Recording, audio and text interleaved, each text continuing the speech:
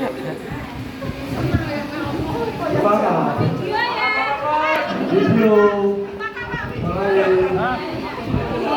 Ya, video. Video yang begini. Hah? Enggak sih. Saya paling ganteng sendiri. Jawab mulai.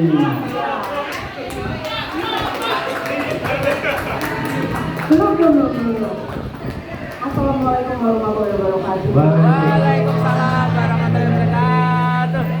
Apa kabar Bapak Ibu semuanya? Alhamdulillah, kami lagi mengucapkan puji kehadiran Allah Subhanahu wa Ta'ala.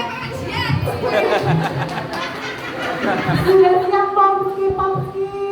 Sudah siap? Satu, dua, tiga. Guru hebat mari jalan. Nomor 4 mari berbangga merdeka.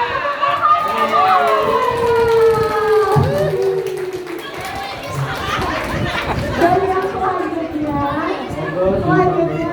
ya, acara yang ditunggu-tunggu kali ini adalah pembedahan materi yang akan disampaikan oleh ketua dari Kombel 4 yang sering memberikan inspirasi dan sering memberikan talk show di beberapa tempat.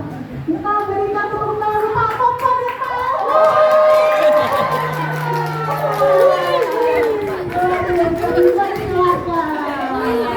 Apa-apa Bu? Aman Bu? Nah tadi menang, yang menang maju duluan katanya. Kita menang Bu. Maju duluan. Nah ini Pak senior kita. Ayo kita mundur berarti. Mundur dulu. Kelompok 4 sudah berhasil memecah karena anggotanya hebat-hebat.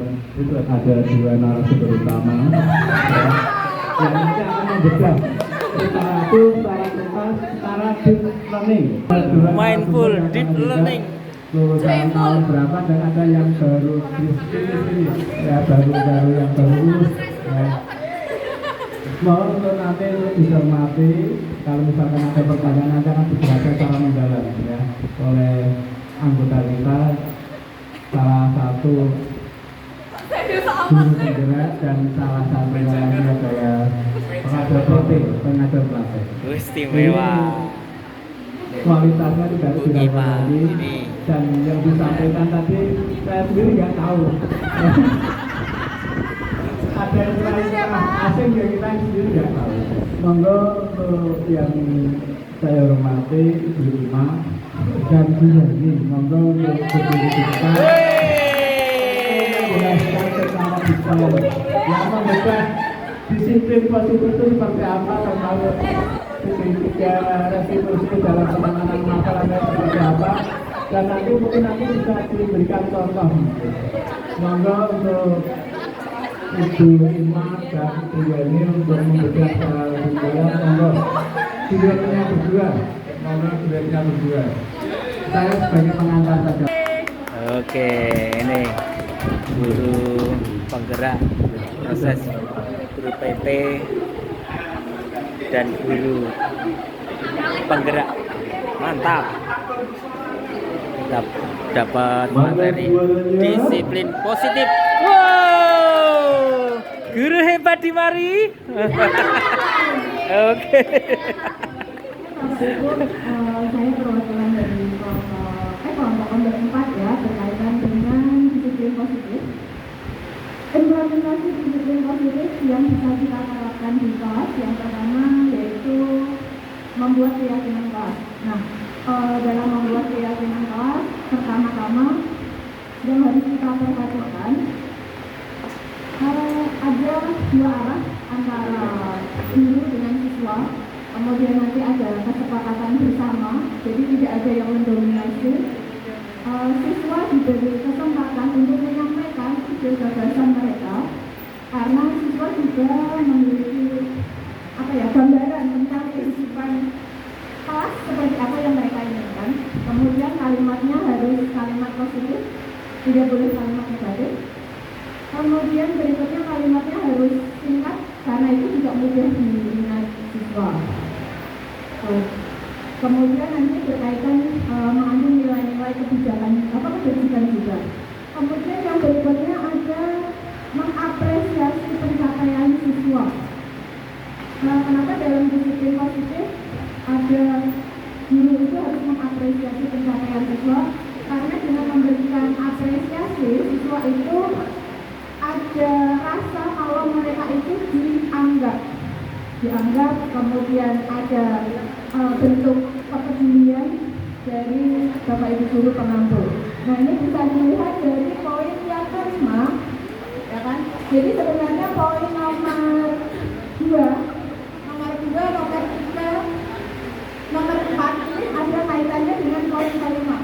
Nah, poin kelima ini berhubungan dengan 5 kebutuhan dasar manusia. Jadi sebenarnya kita hidup itu memiliki 5 kebutuhan dasar. Yang pertama, kebutuhan untuk bertahan hidup. Pasti kita inginlah tetap hidup bahagia, ya kan? Nah, ketika kita menemukan anak-anak kita yang mungkin melakukan pelanggaran atau masalah-masalah atau ada kebutuhan hidup yang tidak terpenuhi. Jadi sebagai guru kita harus bisa memfasilitasi kebutuhan hidup siswa tersebut. Yang kedua, ada kebutuhan cinta dan kasih sayang serta diterima. Ini bisa dilihat dari kita memberikan apresiasi pencapaian siswa atau memberikan motivasi kepada siswa yang mungkin dia merasa belum mencapai di titik tertentu. Jadi selama kita megang kelas, kita mampu, kita juga harus bisa menganalisis, kita juga harus bisa mengamati siswa yang kita ambil itu bagaimana. Siapa aja yang sudah mencapai di titik tertentu, siapa aja yang mungkin masih proses atau belum mencapai apa yang diinginkan. Kemudian kesenangan. Setiap anak pasti senang, ingin memiliki rasa kesenangan. Nah, ketika kita menemukan mungkin di kelas ada beberapa siswa yang usil, ya kan, yang sedikit ganggu temennya, itu sebenarnya mereka hanya mencari rasa kesenangan, tapi dengan cara yang salah.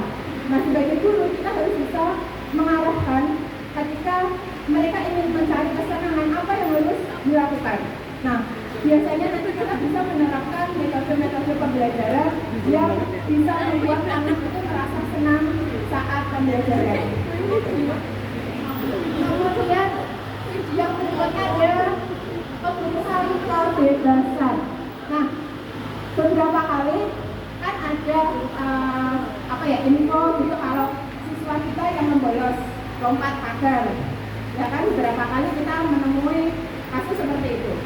Nah, berarti sebenarnya ada poin kebutuhan dasar kebebasan yang tidak mereka dapatkan, makanya mereka melakukan tindakan membolos gitu. Terus yang terakhir ada kekuasaan.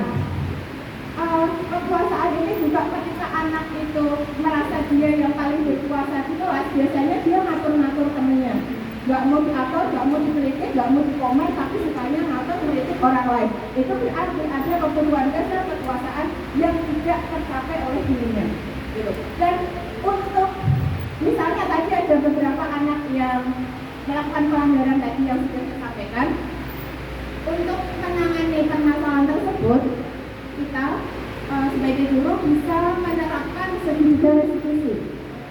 Nah, di segitiga restitusi itu ada 3 tahapan. Yang pertama, menstabilkan identitas. Ini tujuannya untuk merubah persepsi anak kalau dia yang tadinya merasa gagal menjadi sukses. Jadi kita nggak boleh menganggap anak itu misalnya nilainya rendah atau dia tukang bolos, dia tukang telat. Kita nggak boleh menganggap mereka itu gagal. Gitu. Berarti ketika anak melakukan sedikit-sedikit permasalahan tadi atau kasus, maka ada kebutuhan dasar yang tidak mereka terpenuhi. Maka tugas kita sebagai guru harus bisa memposisikan sebagai manajer, kita harus bisa memfasilitasi mereka, kita harus bisa memberikan motivasi atau dorongan kepada mereka untuk menyelesaikan masalahnya sendiri, mencari solusi atas permasalahannya sendiri melalui 3 tahapan: menstabilkan identitas, validasi tindakan, dan menanyakan keyakinan kelas. Kan di kelas tadi sudah dibuat kesepakatan kelas, ketika mereka melakukan pelanggaran